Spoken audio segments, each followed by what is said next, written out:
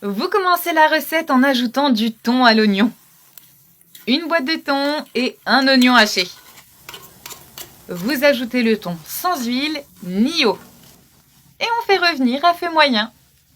Vous prenez votre sel et on assaisonne. Ensuite, une cuillère à soupe de poivre noir. Et maintenant, on remue. On veut que ce soit bien mélangé. Et voilà! Cette étape de notre recette est terminée. On passe à la suite. Vous éteignez le feu et vous mettez de côté. Dans une casserole, vous ajoutez 200 g de riz. Environ une tasse. Ensuite, une cuillère à soupe de sel pour assaisonner. Et vous remplissez d'eau chaude jusqu'à ce que le riz soit bien couvert. On fait cuire le riz pendant environ 15 minutes. N'hésitez pas à couvrir pour accélérer la cuisson. Une fois que c'est fait, notre riz est prêt. Éteignez le feu et on passe à la suite.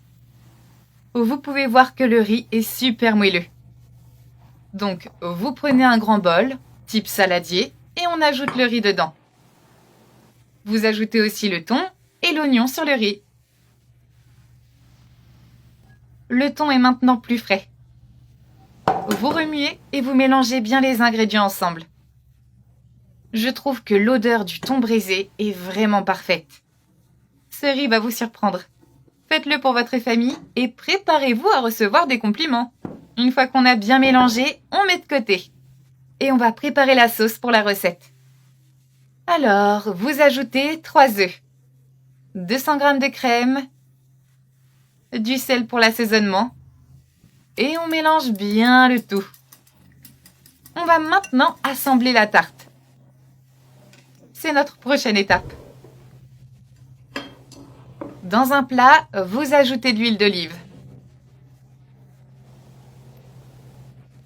que vous venez bien étaler avec un pinceau. Ensuite, vous ajoutez le riz avec le thon et l'oignon. Le riz est super assaisonné et vraiment parfait. Et on étale à nouveau. Quand c'est fait, vous ajoutez des tranches de tomates sur le riz. Une fois que le riz est recouvert de tomates, vous ajoutez du fromage. On va ajouter du fromage mozzarella par-dessus. Ajoutez des tranches de fromage si vous trouvez ça plus simple.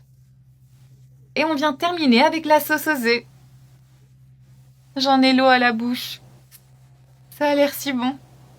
Une fois que tout est fait, il suffit juste de mettre au four à 160 degrés pendant 15 minutes. Et voilà! Alors on y goûte? Notre merveilleux riz est prêt. Découpez-le et servez-vous une belle part généreuse. Cette recette n'a pas besoin d'extra, mais elle va bien avec un petit verre de vin blanc. Alors, on passe à table? Vous pouvez maintenant appeler votre famille pour qu'elle essaye cette recette avec vous. Allez, bon appétit!